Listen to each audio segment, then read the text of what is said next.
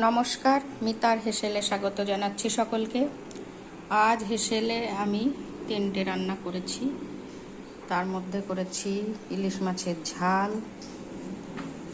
আর ইলিশ মাছ ভাজা আছে।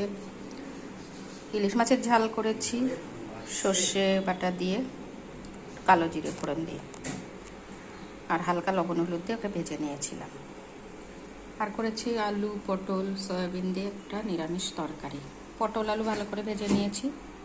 তারপরে কড়াইতে তেল দিয়ে একটু জিরে ফোড়ন দিয়ে আদা বাটা, জিরে বাটা, ধনে বাটা সব কিছু দিয়ে ভালো করে আরেকটু ফ্রাই করে নিয়ে লবণ, হলুদ, লঙ্কা দিয়ে কষে নিয়ে জল দিয়ে দিয়েছি। এবার কিছুক্ষণ পর ওকে গরম মশলা গুঁড়ো দিয়ে নামিয়ে নিয়েছি।